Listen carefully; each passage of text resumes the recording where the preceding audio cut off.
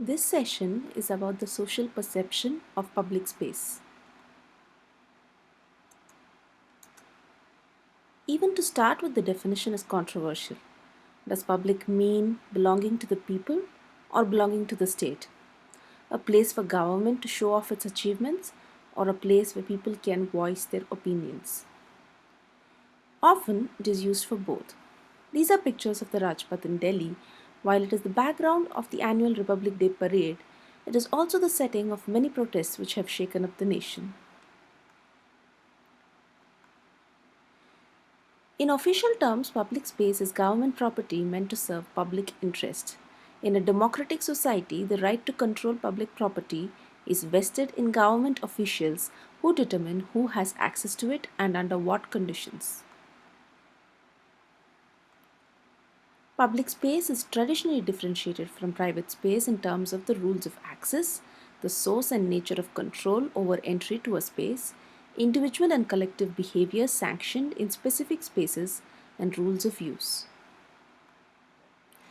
Therefore, defining public space are rules of access, nature of control over entry, sanctioned behavior, and rules of use.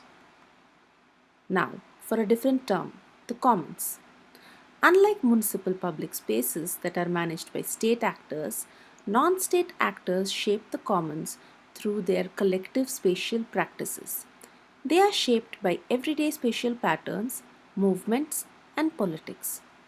An obvious example in the Indian context are the bazaars, which are famous for the informal retail activity. Shown in the picture is the KR market of Bangalore. In this presentation, we will follow the changes in perception of what is a public space in the Indian context. In pre-colonial times, public spaces were bound by socio-cultural practices rather than formal administrative boundaries. The background image is of the Bonalu celebrations in Hyderabad.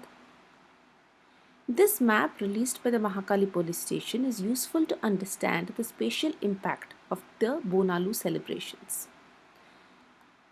The public space, which is spatially defined by the temple in normal times, extends to this entire area during the almost week-long celebration of Bonalu in Secunderabad. The entire area around Charminar transforms into a night market during the month of Ramadan every year. Such transformations are not limited to religious festivals. Hyderabadis must be familiar with the weekly transformation of the neighborhood street to accommodate the fresh vegetables and fruit markets by informal vendors. Of particular interest is the Sunday market in Tarnaka. What started as a market every Sunday morning on one street now extends to the almost kilometer-long stretch that lasts the entire day. What makes it even more interesting is this temporary transformation has now been mapped as a permanent space on Google Maps. The street in pre-colonial times was just the outside. It was merely a conceptually insignificant negative of the inside. Thus, the outside, the streets, squares, bathing ghats, and other facilities used by large numbers were crowded, but they did not constitute a different kind of valued space, a civic space with norms and rules of use of its own. Not bound in official rules and norms of conduct, the city's bazaars, streets, and squares functioned as the commons, whose location and use had specific meanings for different users. Pre-colonial public spaces were used as the commons. They were loosely defined spatially and were defined by their temporal character. Always they did have a purpose, religious, economic, etc. The colonial redefining. Greater governmental control and regulation of the commons. The colonists formalized the concept of public space by naming certain urban properties and spaces public, drafting rules governing what activities could take place there, and enforcing these rules through new urban institutions. The colonists introduced a concept of public space that had no prior history in the Indian city. Going back to the rules for defining a public space, rules of access and control over entry are possible only when public space is clearly defined, spatially with well defined access points. The colonists enforced the rules of behavior in public spaces through the new urban municipalities. The Indian festival is defined for the street. It typically involves processions. For example, the wedding barat, the julus. The colonists took out the purpose and temporality of how streets transformed into public space by terming all festivals private affairs to be celebrated within the house. They did give us some new typologies, like the promenade, a street with a view where people come out with no purpose but to meet others. Parks for health and recreation. Recreation was defined as the permanent purpose of a public space. To summarize, Western conceptualizations of public space took root in Indian cities and the bourgeois Indian imaginations through British colonialism and modern master planning. In the post colonial scenario, growing pressure on land in the past 2 decades has translated into intensified struggles for public space among middle class actors, street hawkers, and state actors in Indian cities. These conflicts are summarized in this diagram. While the state and the middle class are united by the modern planning process, the indigent are benefited by public spaces as commons with some economic purposes. These are more comfortable with the pre colonial definitions of public space.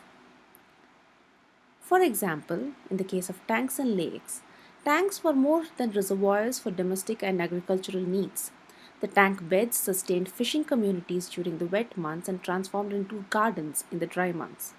Several villages now absorbed in the city developed around tanks that provided them daily sustenance and also served their recreational and religious needs. The Shikam Patta allows right to cultivate on lake beds, but these are used by real estate agents to encroach upon lake beds. Let's take the example of the Durgam Cheru. When the GHMC redeveloped it in association with the Raheja Group, it took care to focus on eco-friendliness and ambience.